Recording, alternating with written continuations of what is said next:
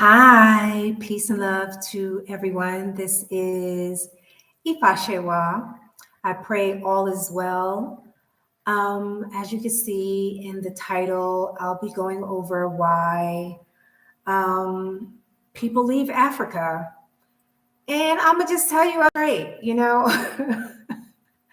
it's because of usually money, loneliness, or attitudes. Those are like the main things as to what I see as far as why people leave Africa. It's not that common that people come here and then, I see them and then they're like, oh, I just don't like Africa. I normally don't see that. It's usually because finances were not planned properly, um, or, they get lonely because they're not integrating either with the people here on the continent or even integrating with people that are from the country they're from, and they're just not integrating well with them, or just attitudes. They just are not becoming more acclimated to the culture of the choice of the country that they've decided to come to here on the continent. And it can also be right, even abroad, even in other places abroad. So I've been here in Africa almost 2 years, and my experience has been amazing. It has just been amazing. And sometimes my heart breaks when I hear other people that come here to Tanzania, which is where I'm at, that their experience has just been horrible. It's just been horrible. Or just even when I hear that they've, or that they tell me that they've been to even another country here on the continent and it just hasn't been working for them. So my first question usually to them is, why did you go abroad? What was the main reason why you went abroad? Because usually that main reason, like the depths of that main reason, is what keeps us going, what helps us keep moving forward.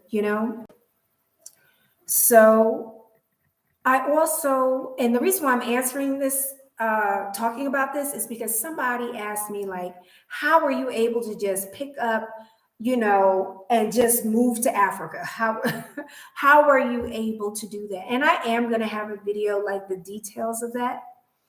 And they also asked, how have I been able to stay? Now, people know from a previous video of being, I was being interviewed by Beauty is Universal, Tajay, and, I left America with like about $1,500 to $1,800. And I'm almost here 2 years. And I'm going to do a video on the details of how I've been able to be here. However, today I just want to talk about why people are not able to stay in Africa. And the first thing that I want to say, I'm looking at my notes. I jotted down like a few notes. One of the things that I just really want to get into or just share with you is it is an individual's choice to move abroad. So if you go with your mate, if you go with family members or friends or things like that, you really have to take into account as to why are you moving abroad, because I see this quite a bit, is that the person that they came with, of course, has a different perspective and a different experience, and that can impact you. The person they were supposed to come with or the people they were supposed to come with didn't show. So they're at the airport by themselves, or the day before, people are just flaking out. They were supposed to meet the person at Midway. So wherever the layover is at, they were supposed to meet them there, and they're not there. And now they don't know what to do. you really gotta plan. You really gotta think about, okay, if I'm gonna do this, then what is my backup plan? I'm not just talking about plan B. I'm talking about plan B, C, D, E. Like I'm serious, y'all. You really gotta prepare for yourself. And you really gotta think about, if this other person is not feeling it, what is it that I want to do? If this other person doesn't show up, what was the main reason why I wanted to go abroad? So is it just wrong timing? Do we need to just take a step back and just rethink this whole thing? What is really going on? Really get to the root as to why things are happening. Because Africa is awesome. The communities here are awesome. But I don't want you to fantasize as to, like, some people, they come here, they think they're going to have this tribal experience, and they think they're just going to do what other people are doing. Like, oh, I'm going to move here with my kids. I'm going to go and I'm going to just flourish in Africa because it's so inexpensive. Oh, I'm going to, which it isn't inexpensive everywhere. Let's get that straight. Oh, I see people starting businesses online in Africa and things like that. Your journey may not be their journey. Your timing may not be their timing. And I know you have heard this on videos. I know people that have been here for a while are trying to make sure that you do the planning that you need for you. So you can have your land, your house, your business, whatever it is that you really want to do. Right? Maybe you just want to come here and just chill out because maybe where you're coming from has just been so chaotic. I know when I got here, it took me about 3 months to really figure out not just where I was, but the fact that I'm no longer in America. And that I didn't have to wake up anymore wondering, am I going to get shot? Am I going to encounter a bunch of racism? Just things that are just happening, the inflations and all that, how I'm going to survive. And, so it took me about 3 months just to acclimate myself, even being in Africa. So you may come with someone and then all of a sudden that person just may start being quiet. And you're like, what's going on with you? Give them their time and space. No matter how much you're with someone, you never know the details of somebody's life. So you can't predict how they're going to respond to the idea of moving to Africa or visiting Africa, the actual journey, their process, actually arriving, when they're actually here and what they're seeing and how they're absorbing that information. You still don't know the details of that, no matter how much they even try to explain it. And sometimes people get here, they can't even explain it. I've had people stay with me and they're just quiet.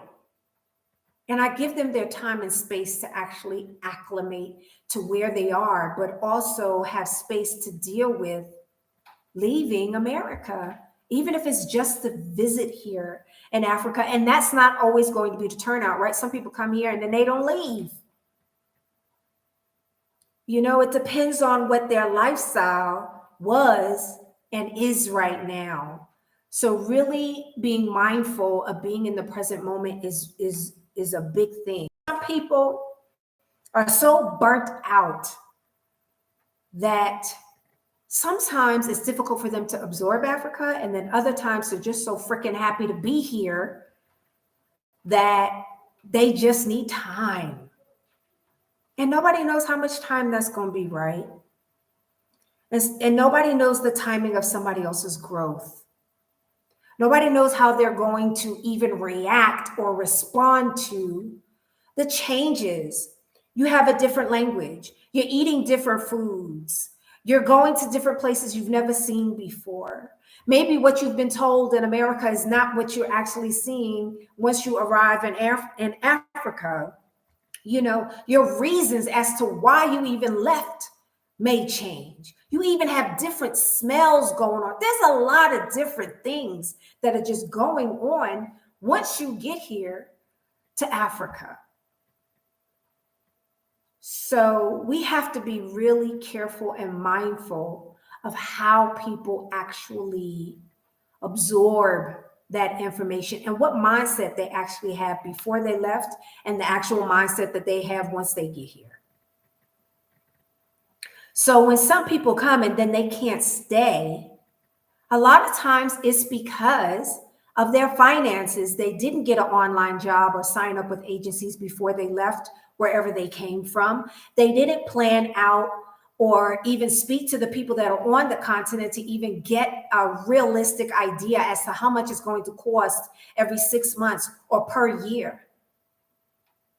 They didn't, if they lose their job because now they are abroad, they didn't either tell their job or they didn't expect a layoff.